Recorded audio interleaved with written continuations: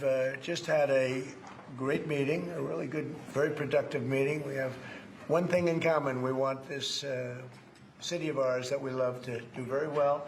And I wanted to congratulate the mayor. He really ran an incredible race against, a lot of smart people, starting with the early primaries against some very tough people, very smart people. And he beat them easily. And I congratulated him. And we talked about some things in very strong common, like housing and getting housing built, and food and prices, and the price of oil is coming way down. That anything I do is going to be good for New York. If I can get prices down, it's good for New York, and we've got them down, way down from last year. We have, as you know, I've been saying to a lot of people, Walmart said that Thanksgiving this year is exactly 25% less than last year. So that's good for New York, good for everybody. But I just want to congratulate. I think you're going to have hopefully a really great mayor. The better he does, the happier I am, I will say. There's no difference in party. There's no difference in anything. And we're going to be helping him to make everybody's dream come true, having a strong and very safe New York. And congratulations, Mr. Mayor. Thank you, Mr. President. Thank you. I appreciate it. Please. I appreciated the meeting with the president, and as he said, it was a productive meeting focused on a place of shared admiration and love, which is New York City, and the need to deliver affordability to New Yorkers, the 8.5 million people who call our city their home, who are struggling to afford life in the most expensive city in the United States of America. We spoke about rent, we spoke about groceries, we spoke about utilities, we spoke about the different ways in which people are being pushed out, and I appreciated the time with the president. I appreciated the conversation. I look forward to working together to deliver that affordability for New Yorkers. The one thing you got to understand, and we all see, is Mamdani understands this now. I need the president for me to do anything in New York. But the thing you have to understand about President Trump, obviously he's in control of the federal funds. We all know that. But President Trump has a lot of ties in New York. President Trump can make some phone calls to get things moving in the right direction. He knows the big wigs in New York. He knows the movers and shakers of New York. Mamdani doesn't know these people. He's a threat to these people. So he needs President Trump. And Trump knows that. Trump knows that this guy can't do anything without me. Trump already has the ultimate Trump card. He's already felt them out. He sees his policies. They probably had plenty of conversation, and Trump knows that you need me. In order to do anything in New York, you need me, whether it's for the federal funds or whether it's for my connections. So we have to understand, and you have to think further in what's really going on with these conversations. Mamdani's a totally different person than he was when he was running, when he was saying he's going against Trump. He's bowing the knee. He knows in order for himself to look good, he needs President Trump to help him. He needs federal funds. Why do you think he's in the White House? Why do you think he got there? Because he knows he needs President Trump. He has to bow the knee. Yes, you can be a socialist, but you still need money to carry out your agenda. And President Trump has the money that he needs and the connections. This is funny when we look at this. I watched the whole interview already, but basically what I got from this is Mamdani is bowing the knee.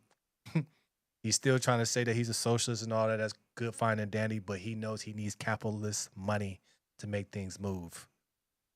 And it's just funny, just the body language, just not trying to ruffle any feathers. Even Trump even stood up for him in a couple instances, basically knowing that you're my son. I'm sonning you.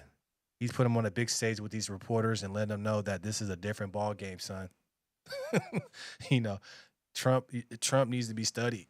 He's one of a kind. They broke the mold after him, but he knows that, Mamdani, what you saying sounds good, but you can't make it happen without me. Thank you very much.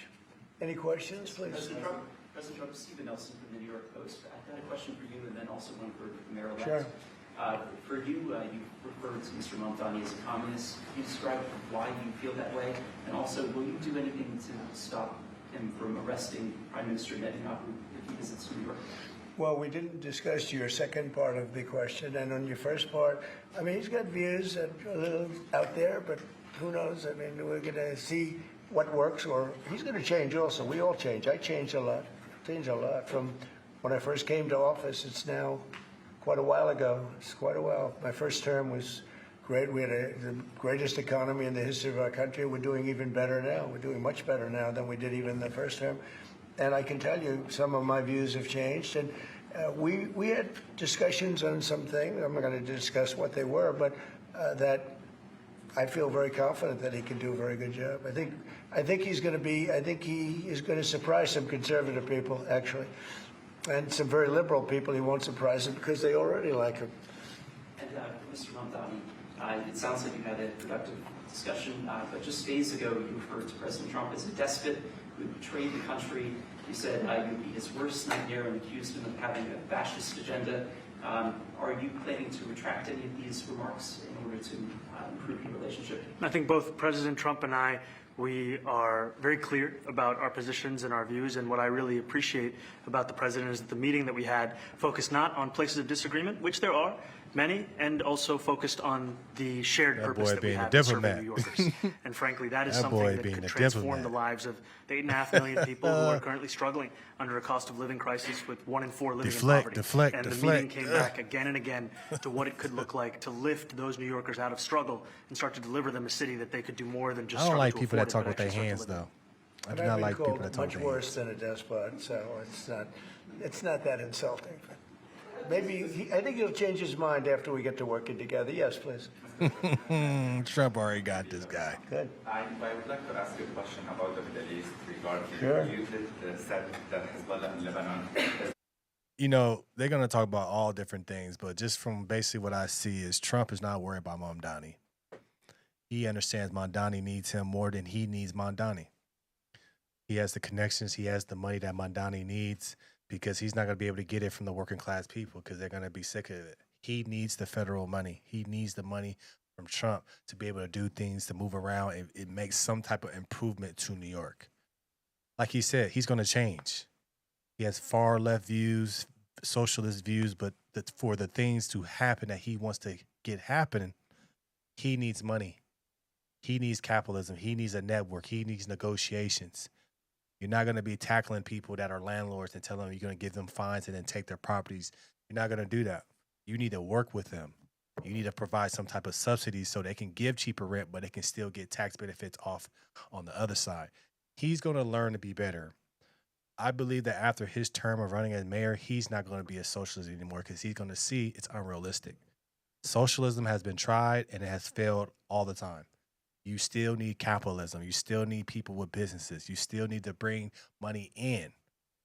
You can't tax people and punish people for having a business. That's what his first ideology was. But I think he's going to change, especially with his meeting with Trump. Trump even feels it. He's going to change. I'm not worried about it because he has to change. You don't think that when Trump brings ICE agents in there, Mamdani's you think he's going to stop it? No. He has Mamdani wrapped around his finger. We can already see it. We can tell.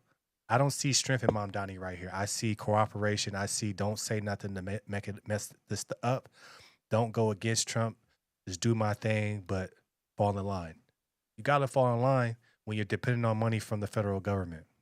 That's the most powerful position that you have as the president because he's in charge of the money. There's things that he can do to turn off the faucet and turn it back on.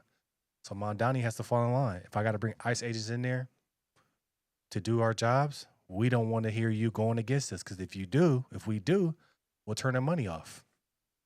So I just see cooperation out of Mamdani. I think he finally came to the big leagues and realized that this is more than just talking. This is more than just campaigning. Now you got to govern. Now you got to figure out relationships. Now you got to figure out how I'm going to do these things without ruffling your feathers. Now you got to figure out how I'm going to actually do the things that I campaigned on, how I'm going to bring them to life. I think he got a reality check when he came to the White House to see that these people are going to be on him every single day if there's not any change. And he would be ran out of New York. I think Trump just gave him a masterclass on how to really do this. Trump is sunning him. He's standing up for him in questions and say, hey, don't worry about it. I'll answer that. Just if you watch the whole thing, and we're not going to watch this whole thing in this clip, but Trump is giving this man a masterclass, and you can see that Mamdani is just a rookie. This is his first time to the big show. Will Mamdani be better? Hopefully for the city of New York, we hope so. But I think Mamdani has finally realized that I'm at the show. Now people are going to be on me. Now I got to figure out how I'm going to make these things that I promised come true. Because there's been too many politicians that came and said they could promise things and then they ruin the city, ruin the state, ruin the country. So Mamdani, I feel like he put a lot of pressure on himself promising all those things. And New Yorkers don't play around. So I'm curious to see what he's going to do. But I think that Trump just gave him a lesson and showed him like, hey, this is the show now. You got to put up or shut up. So we'll see. Do you guys think that Mamdani is going to actually do something for New York, or do you think he's going to fail? Let me know your thoughts in the comments below. Make sure you like, share, and subscribe to the channel, and we'll keep this thing going. Thank you for the support.